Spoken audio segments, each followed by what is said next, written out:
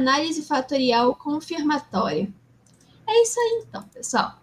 Hoje que a gente está aqui com o mestre Pablo, ele que é cientista de dados, né? Pesquisador e especialista em finanças. Seja muito bem-vindo, mestre Pablo, e o palco é todo do senhor, se sinta à vontade. Obrigado, Samara. Boa tarde a todos aí. Espero que estejam todos bem. E vou tentar aqui ser mais objetivo possível.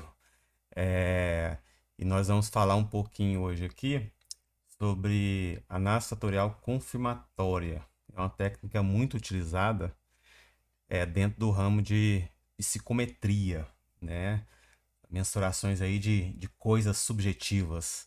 Sei que não é muito, talvez, a praia do cientista de dados, né? Gosta mais de trabalhar com grande massa de dados e dados secundários, dados que possam ser observados, mas a gente vislumbra uma potencialidade muito grande, né, com esse tipo de informação, né, informações subjetivas coletadas a partir de questionários, até mesmo para fins comerciais, fins de negócios. É, eu tenho que compartilhar a tela aqui com vocês, né? E eu tenho uma apresentação aqui que eu coloquei aqui. Vamos ver se dá tudo certo aqui. Tá aqui. Fica à vontade, viu, pessoal, de perguntar aí, na medida que eu vou apresentando. Se a gente vê que tem muitas perguntas, a gente deixa para o final. Mas se for uma coisa ou outra, a gente tenta responder no meio do caminho aqui. Certo? Então, deu tudo certo aí nessa apresentação? Deu tudo certo? Show de Beleza? bola! Beleza, então. Então, vamos voltar aqui para a apresentação. Então, a apresentação que ela tá em inglês, viu? É porque eu vou apresentar esse artigo em inglês, então eu já preparei em inglês, mas vou falar em português, enfim. Mas são termos técnicos bem tranquilos, né? Geralmente só tópicos que tá fácil de entender, não tá difícil não. Beleza? Tá? Eu não sei se o pessoal tem esse costume aí, se não tem, me desculpa, tinha que ter perguntado isso antes, tá? Então vamos lá. É, Como já me introduziram aí, né? Eu sou doutor pela FEA, USP, sou professor de métodos quantitativos na Universidade Federal de Uberlândia e tenho trabalhado com ciência de dados, né? Estatística principalmente, aí ao longo dos 20 anos. Especificamente dentro da área de finanças, que foi o meu doutorado, né? E sou professor na graduação de finanças e na pós-graduação, mestres quantitativos. E sou coordenador aí do projeto de extensão Psicoeconometria, né, que tenta apresentar algumas técnicas aí, ou as principais técnicas aí, da psicometria, né, e da econometria, né, que são econometria, economia, minha formação, finanças, minha formação, e lecionei isso a vida toda, e nos últimos 6, 7, 8 anos aí eu apaixonei muito pela psicometria e tenho trabalhado bastante, né? Por isso, é, a junção as duas áreas, tá? E aí, quem quiser ir lá no YouTube, se inscrever no canal lá, é um projeto de extensão da universidade, e tem muitos vídeos interessantes lá, e pretendo, a partir do ano que vem também, dar uma guinada no canal lá, porque ele ficou meio morto no último ano. Aqui tá meus contatos, se alguém quiser entrar aí, né? Tenho meu site e esse nickname aí, né, o PhD Pablo, você também acha nas outras redes aí, LinkedIn, ResearchGate, Google Scholar, Orcid e assim por diante. Beleza, essa apresentação aqui, ela é oriunda, viu, desse artigo aqui, que eu acabei de publicar, na verdade não publiquei, tá em pré-print, mandei para uma revista, tem 2 semanas que eu finalizei ele, então quem quiser acessar, ele tem um doe aqui que eu vou deixar disponível, só que lembrando que ele é a aplicação no JASP e Lavan, né? Ou seja, no R. O JASP é um front-end do R, certo? É, Ele é um front-end do R, enfim, também trabalho com Lavan nesse artigo. Não vou focar, viu? Não vou focar na apresentação na prática aqui na aplicação, tá? Eu vou focar na parte mais teórica mesmo, tá? Porque eu acho mais importante, né? Ou seja, na contramão do que muitos acreditam aí, eu acho mais importante entender a base entender a técnica, né? A saber os detalhes, as nuances todinha da técnica do que mexer em software, né? Eu costumo falar para meus alunos, e esse software aqui é um bom exemplo disso, que as ferramentas são ênfames, né? Hoje é Python, amanhã é Julia, e assim vai. Por exemplo, em relação à modelagem de equações estruturais, que é essa parte aqui, né, análise fatorial confirmatória, está dentro da grande abordagem de modelagem de equações estruturais. Sempre dominei muito essa área, estudando sempre, sempre, sempre, e chegou a um ponto que o software que eu usava não está me atendendo mais, né? Aí eu relutei, né? Você fica aquele amor no software, fica aquela coisa, nossa, é a curva de aprendizagem no outro software, não vai demorar, não sei o quê. Até que chegou um ponto, não dá. Eu tô querendo fazer umas coisas aqui que esse software não dá, vou ter que ir para outro. E aí, no belo dia, eu conheci o Jasper e vi que o Jasper fazia modelagem de equações estruturais. Aí vai eu, deixa eu mudar pro Jasper aqui que ele faz o que eu preciso. Pesquisei um pouquinho, né? Ele faz o que eu preciso. E aí, em uma tarde você domina, né? O software, o Jasper. Então, assim, a ferramenta ela é muito tranquila porque tudo quanto é botãozinho que precisava apertar lá, eu sabia o que estava falando, né? Então não tem segredo nenhum, tá? Então vou focar mais na parte teórica aqui que eu acho mais importante. Quem quiser acesso a esse artigo posteriormente, tá em pré-print ali no OSF, né? Plataforma de open source. Só pegar aqui, depois, né, pode ver o vídeo aí novamente. E eu vou focar, por incrível que pareça, né, essa apresentação no apêndice do artigo, viu? É aqui no apêndice que é a parte teórica, porque eu concentrei o corpo do texto todo para mostrar as telinhas do software, como faz no software, mas o background, aquilo que deveria fazer e como fazer, né, eu deixei para o apêndice tentando ser um pouco mais prático, colocando na forma de guideline, né, colocando na forma de checklist, né? Então, fiz isso, e você checa lá e tal, certo? E esse artigo, ele está dividido em três grandes partes, né? As melhores práticas, tá? E aí tem alguns outros artigos que eu me embasei. É óbvio que para fazer esse artigo aqui eu li vários artigos, citei vários artigos, referenciei vários artigos, mas em termos mais densos, né, eu fiz uma sintetização, vamos dizer assim, uma sistematização, a partir de três principais artigos, né, que fala sobre as melhores práticas para análise tutorial confirmatória, o que você não deve fazer numa análise fatorial confirmatória. Esse artigo aqui foi a base, né, do Creed e do ARMS de 2019. Esse aqui mais recente do NAI, as melhores práticas, 2022, tá? E por último, o que reportar, né? Então eu vou apresentar para vocês aqui em relação a três grandes blocos, né? As melhores práticas, o que não fazer e o que reportar, certo? E esse artigo vem na esteira de um outro que eu já publiquei em 2022, que eu fiz a mesma coisa para análise fatorial confirmatória. E aí, a análise fatorial confirmatória, vocês entendem mais um pouquinho, né? O pessoal de ciência de dados aí trabalha muito com componentes principais, redução de dimensão, então são técnicas relacionadas. Só que aqui a gente baseia na teoria do fator comum, né? Em que a gente vai extrair a variância compartilhada e não a variância total, como a PCA faz, certo? Então, o pessoal que quer saber um pouco da PCA, entre aspas, aí, vamos dizer, né? Aplicada em dados de comportamentos, atitudes, né? Personalidades, enfim, da psicologia de uma forma geral, pode dar uma olhada nesse artigo aqui, que talvez ele vai se encaixar melhor para você, tá? Então, na a análise fatorial exploratória, como o nome já fala, a gente, né, faz um data driver, né, o que o pessoal aí da ciência de dados gosta de fazer. E na análise fatorial confirmatória que que a gente vai falar hoje, ele é mais baseado em teoria, né? Então, é a teoria que direciona como que você vai fazer, tá? Então, em essência, é mais ou menos assim, vamos dizer, certo? E nós temos aquelas três grandes áreas, melhores práticas, né, o que não fazer e reportar, seguindo esses passos aqui, tá? Seleção do modelo de medida, pré-processamento, processo de estimação, ajuste do modelo, tá? Comparação e modificações dos modelos, né, do modelo, certo? E análise de poder, tá? Então seriam em relação a esses 6 passos aqui. E o que, que vem a ser a CFA, análise fatorial confirmatória?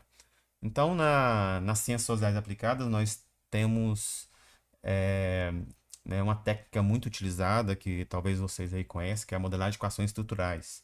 Né? De uma forma geral, é você pegar medidas, né, variáveis, as features da vida aí, né, as variáveis x e os y, as variáveis dependentes, aquilo que você quer explicar, e a partir da teoria você vai tentar ali descobrir quem está afetando quem, o que está afetando o que e, né, se for o caso, tentar fazer predição. Né? Na ciência de dados nós estamos mais preocupados em predição. Dentro da parte acadêmica, né, tá mudando isso, é óbvio, mas sempre foi mais preocupado com a explicação da teoria, né? A teoria vai induzindo e você vai pegar e coletar dados para testar a teoria, né? Nos últimos anos, os 15, 20 anos aí, últimos com, né, melhora do processamento das máquinas, mais informações, a gente está vendo um processo de data driver, né? Ou seja, os dados nos falando o que pode ter de teoria, né? Ao contrário.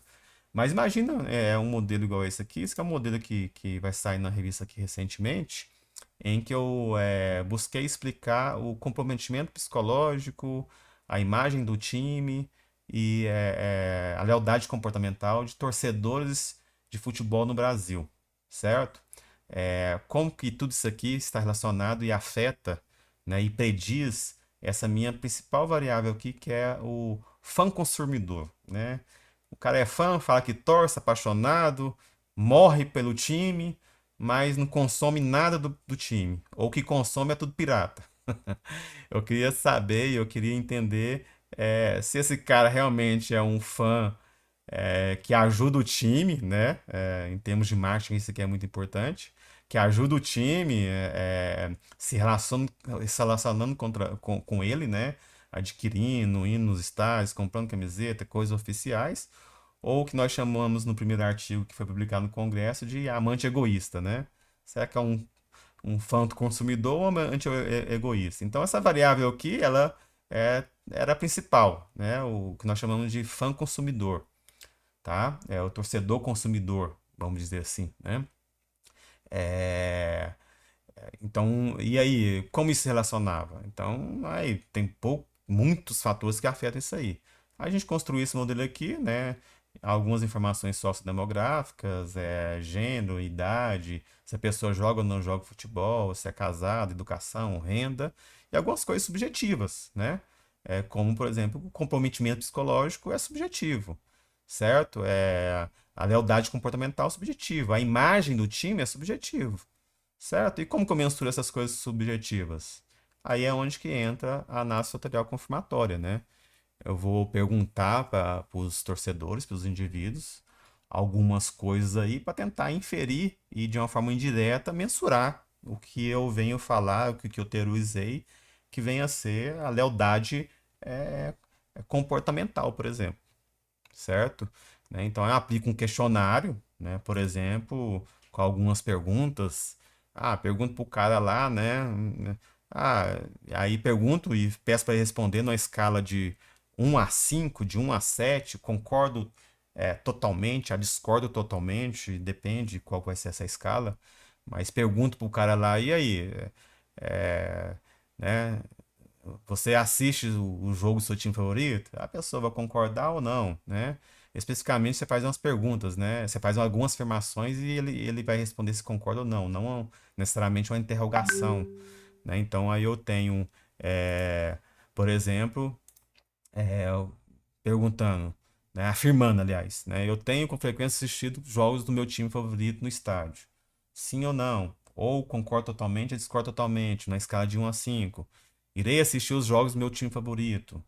Irei ver reportagens sobre os meus jogadores, técnicos, gestores, né? Nos meios de comunicação. Comprei vários produtos relacionados com o meu clube. Frequentemente eu uso as cores e o distintivo do meu clube, certo? Então são perguntas que você vai fazendo várias, tentando acessar aquilo que teoricamente você está medindo e pretende mensurar, que aqui a gente está chamando de lealdade comportamental. E aí você vem, né, com a CFA, análise fatorial confirmatória, para confirmar se realmente existe esse construto por trás aqui, tá? Do ponto de vista estatístico. Beleza? E no artigo, né, e no que eu vou colocar para vocês aqui, eu estou tratando do que nós chamamos de uma CFA típica, tá? Ela geralmente ela é oriunda e ela vem no sentido para mensurar, para validar tá, a estrutura interna do construto, certo? Então, oriunda aí da teoria de fator comum, ou seja, geralmente modelos reflexivos. Que vem a ser modelos reflexivos? Isso aqui, ó, você tem um construto subjacente que afeta os itens. Se eu tiver essa setinha ao contrário, que é o caso do meu consumer fan aqui, né, em que você tem um compósito de itens afetando construtos, aí nós teríamos construtos formativos. Não é isso que eu estou tratando aqui no artigo. Eu estou tratando só de construtos reflexivos, certo? E uma aplicação típica de CFA, né, está relacionada com os construtos reflexivos, oriundo, né, da teoria de fator comum, para validar a estrutura interna do construto. Tipicamente, então, o cara tem um background em mente, ele tem uma teoria em mente, já sabe como os itens se relacionam, né, quantos fatores são daquela escala, daquele questionário, né, e quais itens se relacionam a quais fatores. E as propriedades psicométricas desses fatores, né, dos construtos, são conhecidas. Dessa escala, a propriedade ela é conhecida, certo? E você vai usar a CFA nessa aplicação típica como um meio para conseguir um fim, tá? Por que como um meio para conseguir o fim? Porque, veja bem, naquele modelo nosso aqui, ó, nesse modelo nosso aqui, o que interessa geralmente são essas setinhas aqui, ó. É a seta de um construto a outro, certo? A seta do player aqui, se o cara joga ou não joga, para o comprometimento psicológico. A seta que vem da renda para o torcedor consumidor. O que importa são as relações estruturais. Geralmente, em 95% das vezes, esse número é chutado, não sei, viu? Desculpa aí. Mas na maioria das vezes você está preocupado com essa setinha aqui. Só que para mensurar essa setinha, você precisa de saber, de medir cada bolinha, né? Então, você precisa medir.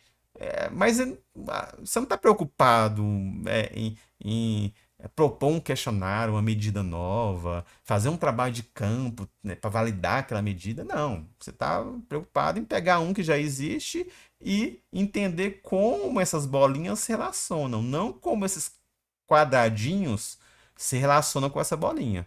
Então, por isso que eu falo que na aplicação típica, a CFA ela não é o fim da pesquisa. Ela é só um meio, ela é só um intermediário para você conseguir um fim, tá?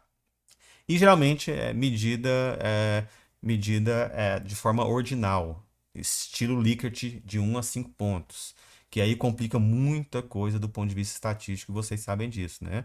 Tudo quanto coisa que é mensurada de forma contínua, você tem uma flexibilidade muito maior em termos de técnicas estatísticas. Quando você já começa a descer o nível, né? Ordinal, nominal, aí você só vai complicando e vai perdendo flexibilidade. Então, eu tenho essa situação típica de CFA. E é a partir dela que eu estou concebendo, que eu vou falar para vocês aqui. Certo? É que isso fique claro, tá bom? Então, vamos lá. Nenhuma pergunta por enquanto, Samara? Tudo de jóia? Tudo bem tranquilo, o pessoal deve estar entendendo direitinho, não teve nenhuma Beleza. pergunta. Tá bom. Espero que realmente seja isso. Ou eu estou falando muito robuscado. Tomara que não. Vamos lá. Então, seguindo aqueles passos lá, né? Primeiramente aqui a seleção do modelo de medida. O que você tem que fazer em termos de boas práticas? O que eu espero que você faça de boas práticas? O que eu estou falando de seleção do modelo de medida? Eu vou usar uma medida para construir um modelo estrutural. Como que eu vou buscar essas medidas? Eu vou construir a minha própria? Não. Não faça isso, a não ser que seja necessário. Mas você vai pegar um já que já existe, certo? Aí eu estou falando dessa fase. Eu estou selecionando o modelo de medida inicialmente. Então, o que eu estou destacando aqui, colorido aqui, né, de verde água aqui, é o que eu acho mais importante. E também não tratei tudo que é necessário aqui. Quem quiser depois dá uma olhadinha no artigo, tá? Priorize escalas já validadas, né? Escalas que já foram, de uma forma ou de outra, aplicadas no público-alvo que você está almejando, né? E na língua de aplicação, tá? Vê se essa escala, tá? Vê se essa escala aí não tem direitos comerciais. Se se só médico e psiquiatra pode aplicar ou o psicólogo pode aplicar, tem que verificar isso. Procure no sistema de avaliação do seu país, né? No nosso caso aqui, o SATESP, por exemplo, congrega lá um punhado de escalas já que passaram no crivo deles, certo? É, Esgote o máximo que você puder o seu esforço de pesquisa, né? No sentido de procure e tente achar escalas que são boas, que têm boas propriedades psicométricas. Eu tenho um artigo aqui, eu citei um artigo no meu artigo, né? Que mostra lá, por exemplo, né, no apêndice do artigo, né, um punhado de lugar que você pode buscar essas escalas. É óbvio que é em língua inglesa, né? Mas, tipo assim, pega coisa que já dá certo. Não tenta inventar e não acha que só porque uma escala existe, ela é validada. Em 95% das vezes não é.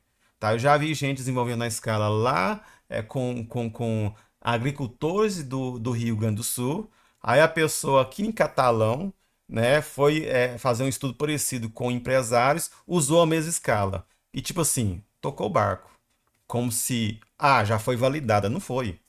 A população é diferente, o grupo é diferente, foi usada só uma vez. Então não corra esse risco.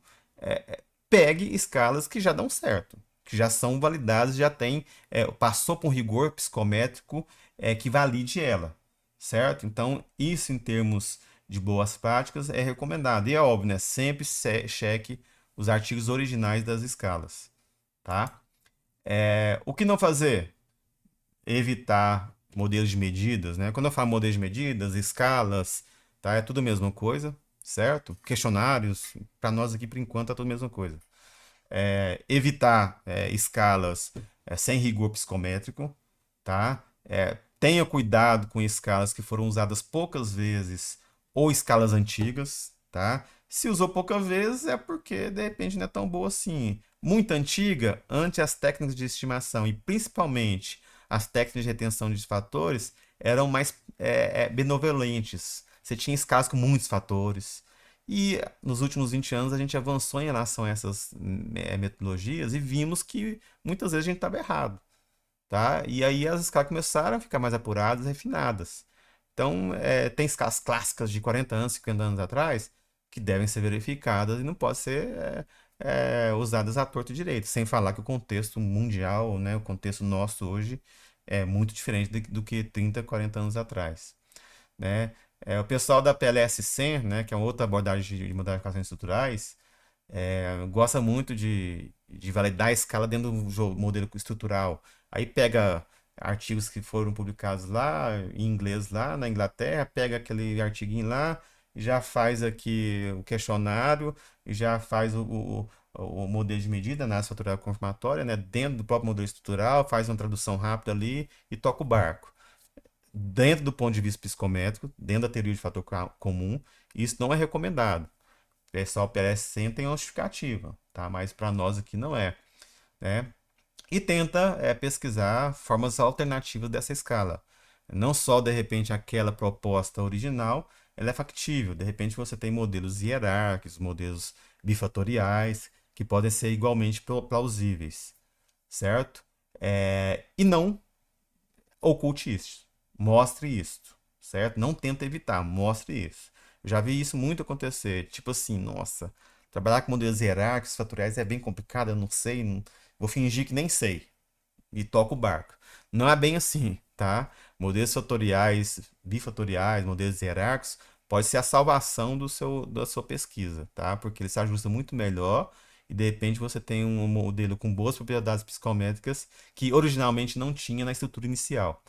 Tá? Então, temos que evitar não deixar isso transparente. O que reportar? Justifica as boas propriedades psicométricas da sua escala, né? Coloca isso no texto. Coloca as estruturas alternativas esperadas. Ah, é uma escala com 4 fatores, mas tem alguém que achou uma de 3 fatores igualzinho, tem uma que achou um modelo hierárquico, tem um que achou um modelo bifatorial, e isso no artigo original eu mostro para vocês, né, no exemplo no prático, no software, como isso aconteceu comigo, e eu coloquei todos os passos aqui e mostrando isso no artigo. E óbvio, né? E escolha um modelo que você acha que é mais adequado. Tem 3, 4, 5 modelos alternativos, mas esse é o que eu acho que é mais adequado. Mas é óbvio que eu não vou ser irresponsável e não testar todos. Vou começar com esse, mas vou testar outros também. Faça uma representação gráfica do seu modelo, igual aquela que a gente acabou de ver. Sempre é melhor para o pessoal entender, né? E se tiver suspeita já de correlações entre os itens, se são itens parecidos, você já acha que vai ter, fala antes, fala já no começo. Para quê? Para que depois você modelar e modelar corretamente, né? Não simplesmente ir lá fazer uma análise fatorial confirmatória, mas no fundo você mexeu tanto e acabou que foi uma análise fatorial exploratória, né? Deixou de ser confirmatória há muito tempo. Então, tudo que você acha que vai acontecer, relate antes. Confirma ou não confirme. Não simplesmente coloca uma opção, mexa e depois mostra a opção diferente. Isso acontece demais. É isso que eu quero que vocês não façam. Em relação ao pré-processamento, e aí vocês conhecem muito bem que eu tenho que pré-processar, né? Trabalhar com os dados ausentes. No caso da CFA típica, você não trabalha com dados ausentes dentro dela. Por quê? Porque você não vai usar máximo verossimilhança. Máximo verossimilhança é o único que consegue tratar os mísseis dentro dela. Você tem que fazer isso antes. Do jeito que vocês já conseguem fazer e fazem aí nas suas pesquisas, nas suas aplicações no dia a dia, nos seus negócios. Trate os mísseis antes, se for o caso. Avalie engajamento. Vê se o carinha lá respondeu tudo um. Né? Os caras responderam de qualquer jeito. Só deu tudo um para tudo. Exclui esse cara. Deu tudo sim para tudo. Ah, começou respondendo tudo um, depois no meio tudo cinco. Exclui esse cara, né? Tem itens ali que estão redundantes, a correlação entre eles é 0,95. Cara, então capaz que fala a mesma coisa. É tudo itens parecidos. Tira ele já, né? Os outliers, avalie caso a caso, porque outliers aqui tá, não é igual o que vocês estão acostumados, não, né? Não é o indivíduo que é o outlier, não. Né? Na análise fatorial confirmatória, quem é outlier é a diferença da correlação esperada e da observada, certo? Então, tipo assim, é, só tem 5 opções de resposta. Vai de 1 a 5. Se o cara respondeu 5 é outlier? Não é, entendeu? Então, assim, cuidado, porque eu já vi muita gente cometendo esse tipo de erro, né? Avaliando outliers em relação aos indivíduos. O que você pode avaliar são casos atípicos, estranhos, certo? Não necessariamente outliers, tá? São casos esquisitos, vamos dizer assim. Porque o outlier que interessa é na modelagem, certo? O que não fazer, né? A gente acabou de ver o que fazer, né? Ou seja, melhores práticas. O que não fazer? Evitar a deleção dos itens, viu? Ou seja, excluir itens, porque se aquele item foi concebido numa escala que teoricamente é boa, você já excluiu de cara e ele foi importante, entendeu? Então, assim, tentar evitar ao máximo. É, você trabalhar com os missens, né, dos valores ausentes dentro da FC não tem jeito, tem que ser antes, certo? Não trabalhar os outliers não invariados, acabei falando, né? E evitar parcelamento dos itens. Muitas vezes as pessoas, né, colocam lá uma escala que tem igual aquela que a gente acabou de mostrar, tem 12 itens.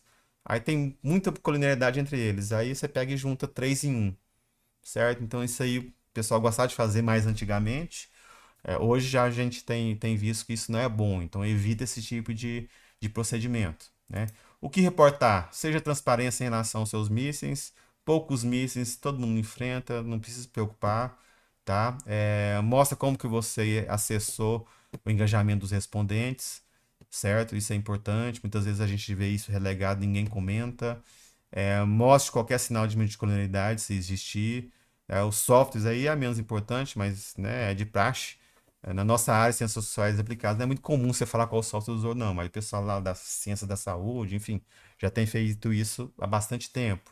Então, você mostra o software que você usou, né? E hoje em dia, com o movimento de Open Access, né? Não tem como você já você dar desculpa que não colocou no trabalho porque não tinha espaço. Não existe isso mais. Existem 58 plataformas de Open Access, você pode pôr seus dados, você pode pôr artigo, você pode pôr tudo lá, escrever o artigo e referenciar falando qualquer coisa tá ali, certo? Todo mundo tem acesso de uma forma perpétua então deixe seus dados, seja transparente, deixe seus dados disponíveis no Mendeley, OSF e tantos outros que existem aí para as pessoas conferirem. Faça o trabalho certinho, direitinho, comentado, assim como vocês estão acostumados, né? No R Markdown, ou para o Python ou para o R, deixa tudo comentado, organizadinho, deixa disponível em algum repositório e deixa os dados lá e deixa tudo organizado lá, certo? Processo de estimação, né? Apesar de existirem diversos, o mais conhecido e mais utilizado é a massa verossimilhança. No nosso caso, que os dados são ordinais, o melhor é o da família OLS, mínimos quadrados ordinários, né?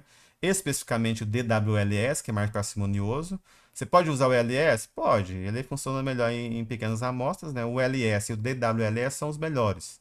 O WLS geralmente é em amostras maiores, certo? Eu apliquei no trabalho o DWLS, mas poderia ter aplicado tranquilamente o LS e também o WLS, porque no meu caso eu tinha amostra grande também, suficientemente grande, mais de 1.000 observações. Piada para vocês, né? O pessoal de ciência de dados trabalha com Big Data, milhões de linhas. Trabalha com as versões robustas, tá? Desses, porque você tem o DWLS robusto, WLS robusto, o LS robusto e assim por diante. Trabalha com as versões robustas também dos testes. O que não fazer? Evitar a máxima verossimilhança, apesar de ser o mais utilizado, numa situação típica, evita ele. O que reportar? Justifique porque você adotou o método que você adotou. Eu usei o DWS porque eu tenho dados ordinais do tipo Likert de 1 a 5 e as evidências empíricas provaram que ele é melhor para esse tipo de situação, certo? Qualquer problema que você tiver na estimação, não convergência, né, problema de identificação que eventualmente acontece, seja claro, seja transparente, fala o que aconteceu e como você resolveu o problema. Especificamente nesse artigo, eu resolvi o problema fixando a variância de um fator a zero. Tive que fazer isso, não tinha identificação, certo? Como você escalou as variáveis? Vocês fazem isso antes, né? Nós aqui fazemos dentro do próprio processo. Escalou as variáveis latentes, fixando a variância em 1. Coloquei uma variável marcadora como 1. Fala o que você fez, né? E isso eu estou falando do que reportar, viu, gente? Reporte os valores padronizados e não padronizados. Os padronizados são mais fáceis de interpretar, mas em alguns testes estatísticos é importante também você ter os parâmetros não padronizados. Em relação ao ajuste do modelo, o que nós podemos falar de melhores práticas? Tá? Confira inicialmente, primeira coisa, se a gente tem aí variâncias negativas ou valores padronizados fora do intervalo aceitável, né? Fora do mais que um, por exemplo, o que nós chamamos de reuse cases, certo? Dê uma olhada nisso primeiro. Não use as índices de medidas, né, os mais comuns aí, CRMR, RMSI, CFI. Não use de uma forma estrita, passou, não passou. Considere eles como um tamanho de efeito, né? Quanto maior, melhor, quanto menor, melhor, dependendo do que você vai adotar. Tá? Então, não use os valores tradicionais aí. Eu acabei que eu falando não use, já estou falando a outra parte, né? Que é não usar, né? Mas assim, o que você tem que fazer? Usar o DFI, que é uma medida recente agora, viu? Foi feita aí, tem sido construída a partir de 2021. Os últimos artigos saíram aqui em 2023, tá? São os mesmos índices que a gente olha para cá, ó, só que ele é uma forma dinâmica, ele é calculado para cada modelo, inclusive baseado em modelo de simulação. Inclusive, para calcular, você precisa de um tempinho que o software tem que processar. Não são valores fixos, são valores dinâmicos. Um valor para cada modelo. Seu modelo é esse, o DFI do seu modelo é esse, então. Você mudou e alterou o seu modelo, o DFI vai ser outro. E é aquele DFI que vai te dar os parâmetros de corte para saber se seu modelo é bom ou não. É uma modelagem baseada em análise de poder, certo? avaliar os índices locais, né? Correlações residuais maior que 10, índice de modificação, EPC, né? Valores de loadings, de cargas, se tem valores menor do que 0,7, certo? Então nós temos diversos índices locais aí para serem avaliados. Esse aqui talvez o pessoal conhece, né? A medida de confiabilidade. Não usar as clássicas e usar aqui a de McDonald's ou a GLB. Tá? A medida de confiabilidade é a consistência que os fatores estão medindo ali, aquilo que você pretende medir, ou seja, né, como eles estão correlacionados entre eles e, porventura, falando a mesma coisa, medindo o mesmo construto. Beleza? Não faça o quê? Né? A gente já falou. Não use os testes aí, os Q quadrado principalmente, sem os devidos ajustes. Não utilize os índices tradicionais. Né? Então, as três principais medidas aí, CRMR, RMCIA e CFI. Então, medidas tradicionais que foram construídas lá em 1999. Um cara fez um estudo de simulação um pouquinho lá, considerando poucos casos, e falou que, ó, se o modelo apresentar RMCIA abaixo de 0,08, tá ruim. Acima de 0,8 tá ruim. A CFI abaixo de 0,095 tá ruim. Esses pontos mágicos, eles, apesar que é utilizado muito, muito, muito ainda hoje, a gente está fazendo um movimento para isso mude, tá? Porque eles não são adequados. Então não usem esses valores tradicionais. Não é aceitável grandes desvios desses índices, por mais que eles tenham as deficiências, mas se tem variações drásticas nesses índices, pode ser algum problema de erro no seu modelo, certo? E evitar, e aí isso é muito conhecido, o alfa de Crombat, né? O alfa de Crombat tem vários defeitos, tem diversos artigos que batem nele aí, feio, e o pessoal tem evitado a utilizar aí, é a recomendação não utilizar. Apesar que em termos práticos, cá entre nós, é quase a mesma coisa, essa que é a verdade, tá? Mas enfim, teoricamente ele não é adequado. Já estamos indo para o final, viu, pessoal? Não sei como tá aí, eu acho que tá no tempo correto, né? 38, vai dar certo, né? Vai sim, pode ficar tranquilo, mestre. Beleza. O que reportar em relação ao ajuste do modelo? Reporte os cutoffs, né? Os pontos de cortes usados, porque o DFI vai criar um ponto de corte para o seu modelo. Você vai reportar ali antes. Baseado no quê? Por exemplo, no modelo populacional. O que eu fiz no artigo? Eu achei uma meta-análise daquela escala e vi que a meta-análise falou que os pesos são esses. A partir desses pesos, eu construí um DFI, aliás, né? Dynamic Fit Index, para aquele modelo baseado numa meta-análise, certo? Lá no artigo eu falo direitinho. Reportar o Q quadrado escalonado. O que é o Q quadrado escalonado? O DWLS, o LS, o LS, aquelas medidas estimadoras A, geram e é necessário outra estatística Q quadrado. Não é a que a gente comumente usa, não. Né? Existe um shift lá, um ajuste que a gente tem que fazer no Q quadrado para ele não ser viesado, certo? Então a gente tem que reportar esses. Reportar no mínimo, existem infinitas medidas de desempenho, né? Seja de ajuste ou desajuste. CFI, NFI, GFI, AGFI, PGFI, PNF, tudo que você imaginar de sigla existe. Existem muitos, tá? Não adianta você analisar e avaliar por todas. Não adianta, tá? Então, o que a gente vê mais comum e que os estudos de simulações aí estão mostrando que parecem ser mais adequados são essas três principais aqui. RMCIA, né? Aí vocês conhecem isso da ciência de dados, muito utilizada também, né? Que é uma medida de desajuste, diferença entre correlações observadas e estimadas pelo modelo. Pega essa diferença, soma tudo, né? Pega a média, tira a raiz quadrada, certo? CFI é a comparação do Q quadrado escalonado em relação ao modelo independente, em que as correlações são todas zeros e acha uma porcentagem aí, mais ou menos isso. SMR também muito parecida com a RMCIA, que é uma medida de desajuste, né? Que também é a diferença entre as correlações observadas e estimadas pelo modelo.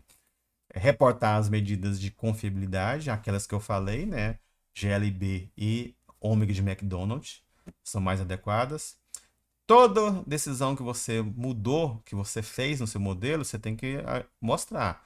Ó, para ter um ajuste adequado, eu tive que prever essa correlação e essa com esse índice, com esse índice. é mais problemático. Eu tive que colocar uma carga cruzada, né? Porque é mais problemático porque a gente está fazendo uma confirmação. E você fala uma coisa que não existia antes, aí já complica a sua vida. Mas você tem que ser claro e transparente tudo que você precisou fazer para ajustar o modelo, certo? Então, temos que reportar tudo isso aí.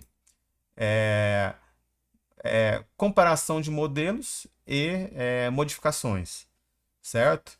É, em tese, na análise estrutural confirmatória, na modelagem de equações estruturais, gente, em tese a gente tem infinitos modelos, certo? E a gente pode ajustar o modelo até ele ficar com ajuste perfeito. É o que nós chamamos de modelo saturado.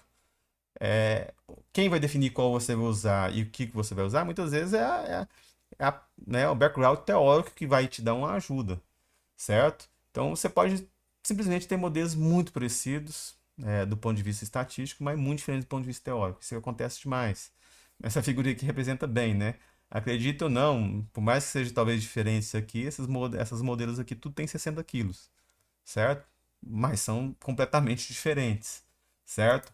Isso acontece muito na análise estrutural confirmatória barra, né, modelagem de equações estruturais. E toda mudança que você fazer, né, em termos de boas práticas, você tem que ter uma sustentação teórica para isso. Já que a gente está fazendo análise tutorial confirmatória. Não estou explorando nada, estou confirmando algo. Quero usar esse modelo de medida, esse questionário, como um meio, tá, de medida para mensurar algo subjetivo que vai estar dentro de um modelo maior que é o modelo estrutural. Ok? Use sempre o Q quadrado escalonado para fazer a comparação. Eu estou falando comparar modelo. Você, né, eu lá no trabalho, por exemplo, eu usei o questionário de qualidade de vida da OMS, né, da Organização Mundial da Saúde. Então é um questionário usado há muito tempo, já tem validado em mais de 50 países, em diversas línguas. No Brasil, a gente validou há muitos anos atrás. É usado demais, demais, demais, demais. Aí eu pego uma amostrinha lá de 1.000 observações, né? Meu trabalhinho, apliquei em investidores no mercado de capitais, mercado financeiro. Aí vai eu lá, né? Provar que a OMS tá errada. Ó, nos meus dados não foi assim não, gente. Meus dados foi assim, assim, assim. Ou seja, esse modelo da OMS tá tudo errado. É óbvio que deveria ser o contrário, né? É óbvio que alguma coisa tá aqui. É óbvio que eu posso estar certo também, mas assim, qual a credibilidade que o seu estudo feito a partir de um público-alvo muito específico, com uma amostra muito pequena, tem em relação a uma escala que já tem sido utilizada milhares de vezes ao redor do mundo inteirinha, sempre com a mesma estrutura. Entende? Então você tem que justificar o porquê aconteceu uma coisa ou outra. Então, se você tem poucas mudanças, ok, isso é normal, tá? Sem problemas. Eu tive que prever uma correlação ali sem problemas. Não, ó, a evidência empírica falou que aquela estrutura inicial de quatro fatores não tem sido muito boa. Tem a estrutura hierárquica que faz sentido, tem a estrutura bifética que faz sentido. Tem evidências favoráveis a essa estrutura.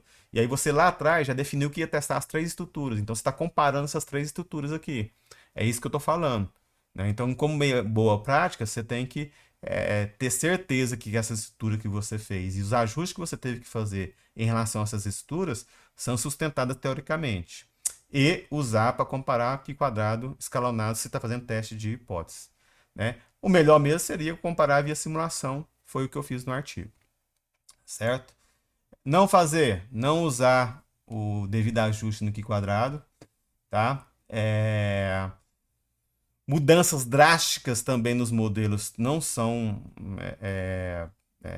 sustentadas. Você fez, eu tenho um modelo aqui com 4 fatores, 25 itens.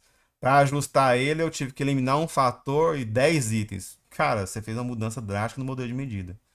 Então, considere você voltar atrás, fazer uma análise tutorial exploratória, voltar atrás, pegar outra escala, ou dar um passo à frente, né, fazer análises mais robuscadas, mais elegantes e que de repente pode salvar o seu dia, né? Igual, por exemplo, a modelagem de equações estruturais exploratória, por exemplo, certo? Você dá um passo à frente ou um passo atrás. Se você aqui na análise estrutural confirmatória teve que fazer mudanças drásticas no seu modelo para tocar adiante, já que ela é um meio, pode ter algum problema, certo? As correlações entre os indicadores, elas são só permitidas se fazem parte do mesmo construto, né? Do mesmo construto, se há justificativa teórica para isso, se os itens são antônimos, né? Há item inversos, ou de uma forma geral, você está tentando ali amarrar, né? E dirimir problemas de CMB, que é o Common Math Variance, que aí é um outro assunto, enfim, que não tem como a gente abordar aqui. O que reportar? Reportar todas as mudanças no modelo de medidas, sem exceção. Reportar as correlações entre os itens. O que você mostra em termos de output, representação gráfica, você consegue visualizar, a gente consegue visualizar o que foi excluído e o que não foi excluído, mas as correlações nem sempre. Então é bom você reportar. E é óbvio, né? De uma forma geral, seja transparente em qualquer ajuste que você fez. Isso a gente tem falado isso sempre, já falamos lá desde atrás, continuamos falando aqui. E por último, é, isso é mais recente, é uma luta um pouco mais recente na análise fatorial exploratória, na modalidade de equações estruturais. Por quê? Porque é algo bem complexo, muitas vezes acessado via simulação, e agora que a gente, né, teve poder computacional para isso, que é a análise de poder. O ideal mesmo, em termos de melhores práticas, você tinha que fazer o cálculo antes, né, de coletar os dados, fazer um planejamento amostral. Só que eu estou considerando que a minha análise fatorial exploratória é o meio, não o fim. Então você tinha que ter feito isso antes lá, já considerando o modelo completo, o modelo estrutural e a AFC. Né? Então, no mínimo, eu vou esperar que você faça uma análise de poder, faça o que nós chamamos, né, poder do teste a posteriori, depois que você coletou a amostra, certo?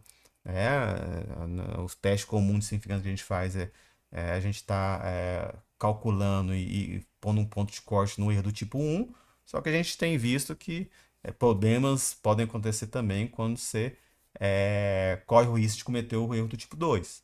A análise de poder vai tentar balancear essas duas questões, né? Erro do tipo 1 e tipo 2. Então, a análise de poder a posteriori, já que você coletou a amostra, também se mostra importante, tem sido recomendado dia após dia, não só na modalidade de equações estruturais, em todas as áreas.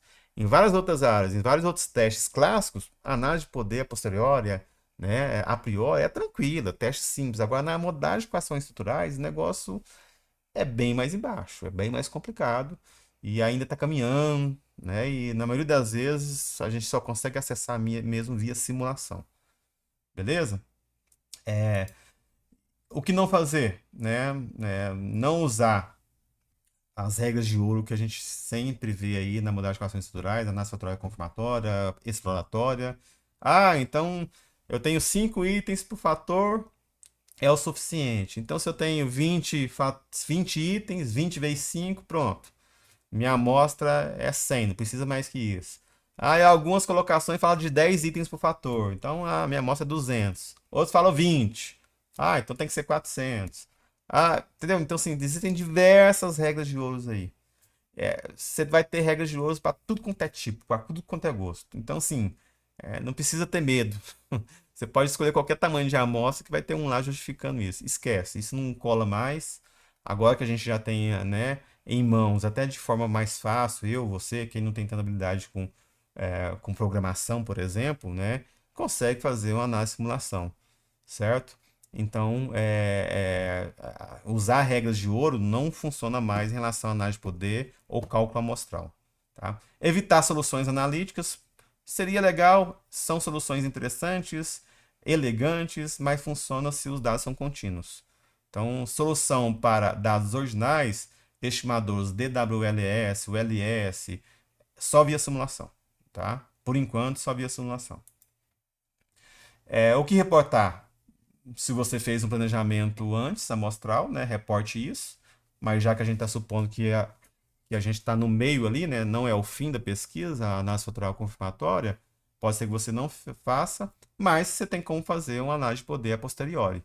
E, no nosso caso típico, apenas via simulação. Lá no meu texto, eu mostro como que eu fiz isso. Eu tenho o R, eu tenho um R, viu, gente? O script R, mostrando como que eu fiz isso. Eu fiz isso no Lavan, que é point click, e aí você vê as telas no artigo. Eu vou gravar um vídeo sobre isso também. Mas aí eu também, vocês que entendem o R aí, sabem do R, eu também tenho o script R lá com as análises feitas no artigo. fiz inclusive também o cálculo, né, do poder do teste, poder amostral do meu modelo, certo? E é isso, gente. Eu agradeço aí a atenção de todos aí e fico disponível aí para qualquer questão, para qualquer pergunta. Se tem alguém que quer fazer alguma pergunta, talvez por e-mail, fica aí disponível aí o meu e-mail da universidade. E vocês conseguem também me encontrar nas principais redes sociais aí com o nickname aí PhD Pablo, aquele que eu coloquei lá no começo. Obrigado a todos, obrigado, Samara. Nós te agradecemos, mestre. E eu ressalto aqui também que o link direto para o LinkedIn do senhor também está aqui na descrição. É o primeiro link aqui. E é isso aí. Muito obrigada, senhor, pela presença, pela disponibilidade de estar aqui falando um pouquinho com a gente. Muito obrigada. Eu agradeço. E obrigada a todos também que estão assistindo, tanto a gravação quanto vocês que estão